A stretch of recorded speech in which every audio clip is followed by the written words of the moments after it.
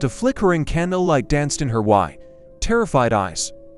The old woman's gnarled hand tightened around the cross she wore around her neck as she stared at the figure emerging from the shadows.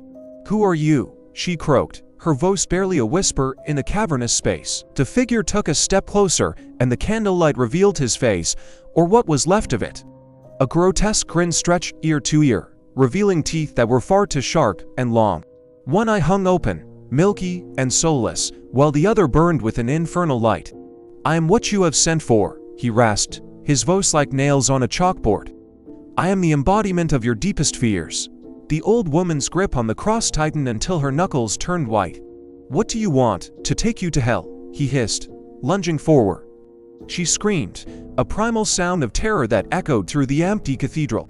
The last thing she saw before he pounced was the malevolent grin splitting his face from ear to ear, a promise of the horrors that awaited her in the abyss. In a world where shadows hold secrets and whispers carry curses, there are those who seek answers beyond the veil of reality. When these curious mortals dabble with forces they don't understand, they often find themselves facing the wrath of entities that should never be disturbed.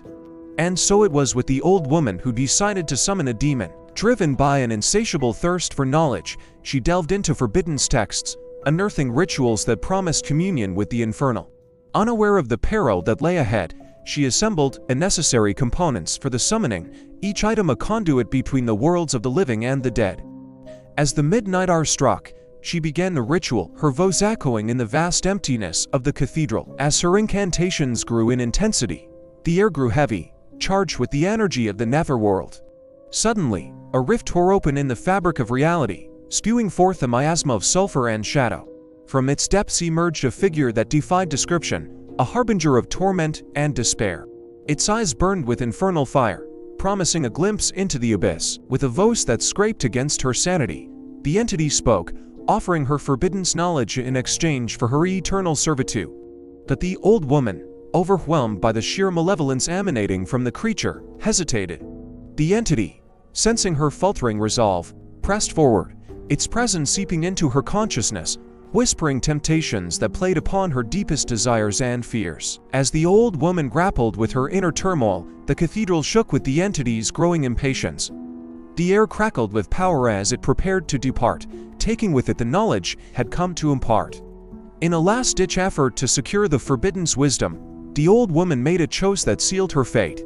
She pledged her allegiance to the entity, offering herself as a vessel for its power. The entity, pleased with the turn of events, bestowed upon her the knowledge she sought, filling her mind with insights that transcended human understanding. However, as the first tendrils of darkness wrapped around her soul, she realized the terrible price she had paid. The knowledge, oh, how it burned within her, twisting and corrupting everything it touched.